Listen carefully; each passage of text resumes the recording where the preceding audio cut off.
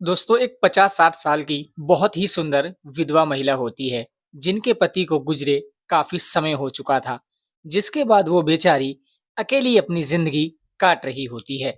जिसके पास में एक बहुत बड़ा बंगला होता है जिसमें वो एकदम तनहा रहती थी। उस घर में ऐसे कई कमरे थे जो खाली पड़े रहते थे। पति की मौत के बाद उसकी कमाई का जरिया खत्म हो चुका था और हाथ भी तंग रहने लगा था। इसीलिए उसने अपने खाली कमरों को किराए पे चढ़ाना जारी कर दिया। उन कमरों से जो थोड़ा बहुत किराया आता था, उसी से वो महिला अपना खर्च चलाती थी। लेकिन एक दिन क्या हुआ कि उसका जो किराएदार था, वो कुछ दिनों की छुट्टी लेकर अपने गांव चला जाता है।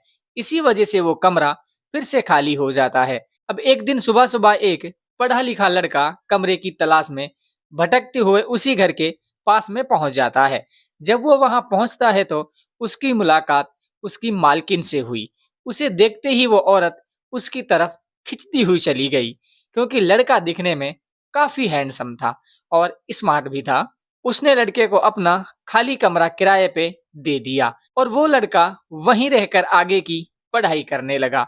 इसी तरह उस लड़के को उस कमरे में रहते हुए करीब 1 महीना बीत गया।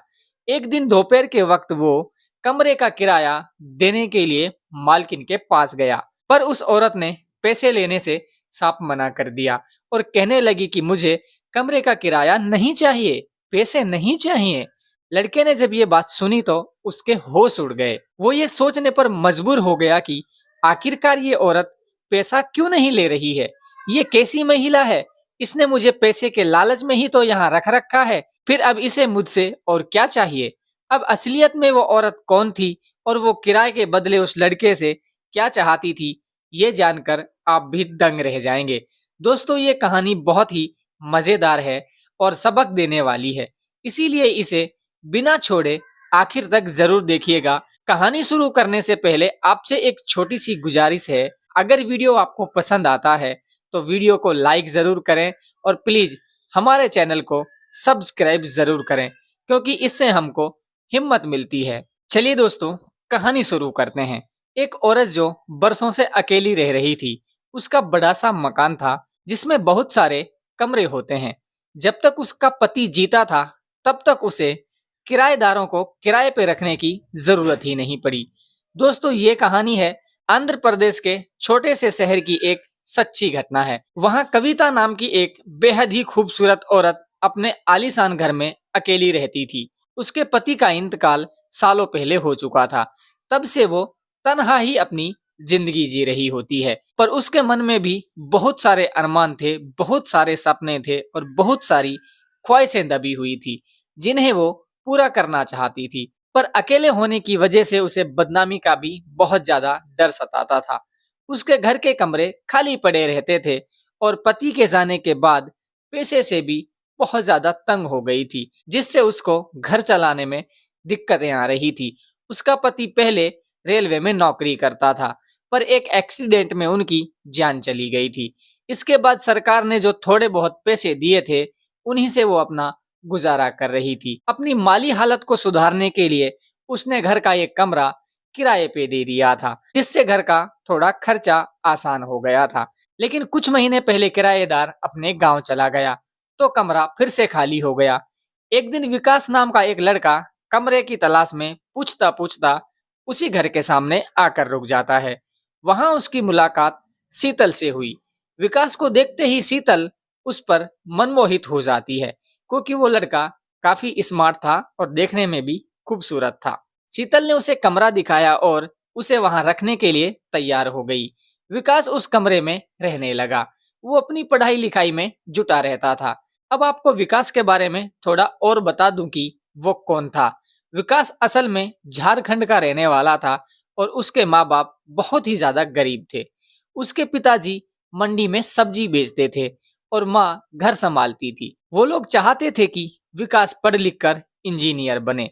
10वीं तक की पढ़ाई उसने अपने गांव में ही रहकर की, पर आगे की पढ़ाई के लिए उसे शहर जाना था। जब उसने अपने माँ बाप को ये बात बताई तो उन्होंने कहा कि बेटा, हमारे पास ज्यादा पैसा तो नहीं है, पर हमारे पास जो भी जमीन है उसे हम बेचकर तेरी पढ़ाई का इंतजाम कर देंगे। माँ बाप ने अपनी 2 एकड़ जमीन बेच दी और जो पैसे वहां से आए वो विकास को दे दिए ताकि वो दूसरे शहर में जाकर अपना सपना पूरा कर सके। विकास को उस घर में रहते हुए 1 महीना हो चुका था। एक दोपहर को वो किराया देने शीतल के कमरे में गया।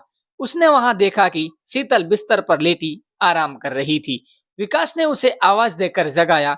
जब शीतल की आंखें खुली तो उसने विकास को सामने देखा तो पूछा, अरे विकास, तुम यहाँ क्या कर रहे हो?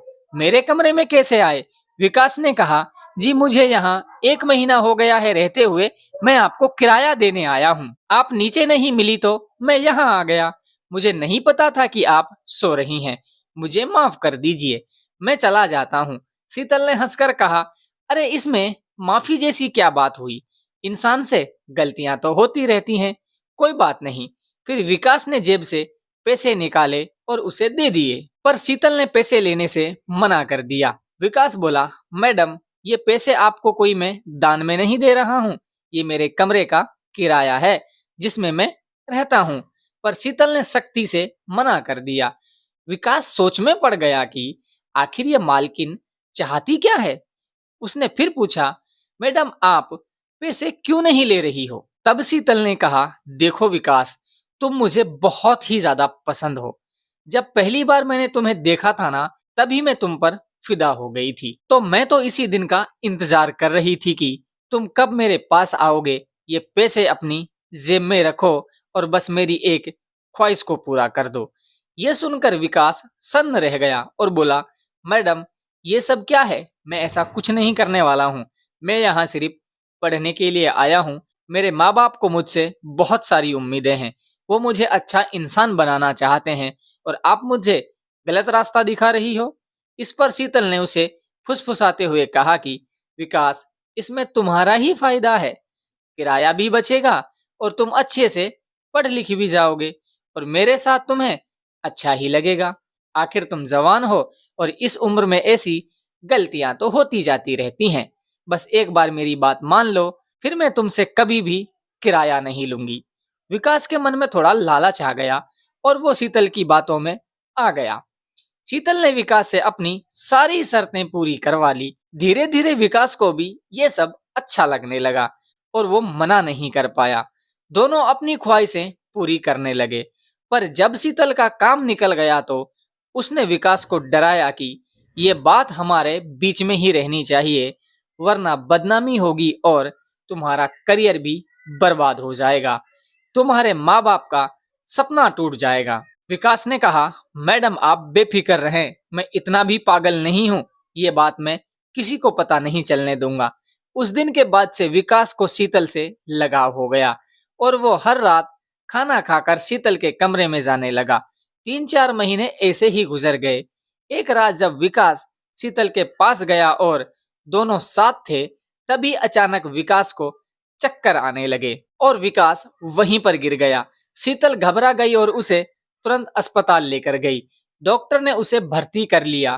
3 दिन बीत गए पर विकास की हालत में कोई सुधार नहीं हुआ। डर के मारे शीतल ने विकास के घर फोन कर दिया और सब कुछ बता दिया। उसके माता पिता घबरा कर शहर पहुंचते हैं। करीब 2 हफ्ते तक इलाज चलने के बाद विकास होश में आता है। जब माँ बाप ने पूछा कि बेटा ये सब कैसे हुआ तो विकास बोला, मुझे नहीं पता, आप डॉक्टर से पूछिए ना। डॉक्टर ने बताया कि विकास बहुत ज्यादा कमजोर हो गया है, इसी वजह से वो बेहोश हुआ था। अब वो ठीक है और 1-2 दिन में घर जा सकता है। माँ बाप सोच में पड़ गए कि एक हट्टा कट्टा लड़का इतना ज्यादा कमजोर कैसे हो सकता है। जब वो डिस्चार्ज होकर कमरे में आए तो उन्होंने फिर से पूछा, क्या तुम ठीक से खाते पीते भी थे? हमने जमीन बेचकर तुम्हें पैसे दिए थे, फिर ये हालत कैसे हो गई? तब विकास ने रोते हुए सारी सच्चाई बताई। जब माँ बाप को पता चला कि मालकिन ने उनके बेटे के साथ में क्या किया है तो वो बहुत दुखी हुए। उन्होंने कहा, बेटा जो हुआ सो हुआ, पर अब तुम यहाँ नहीं रहोगे। फौरन दूसरा कमरा ढूंढो और अपनी पढ़ाई पर ध्यान दो। हमारी उम्मीदें तुम पर टिकी हैं। विकास ने उसी वक्त उस घर को छोड़ दिया और दूसरी जगह रहने चला गया। शीतल उसके जाने के बाद गम में रहने लगी। दोस्तों, इसीलिए कहते हैं कि कोई भी काम करने से पहले सोच समझ लेना चाहिए। इस चक्कर में विकास को कितनी मुसीबतें झेलनी पड़ी, नहीं? तो दोस्तों, ये थी आज की कहानी। आपको ये कहानी कैसी लगी? कमेंट बॉक्स में कमेंट करके ज़रूर बताना। और अब आपसे मुलाकात होगी कल किसी और नई कहानी के साथ में। तब तक के लिए आप अपना ख्याल रखिएगा। धन्यवाद।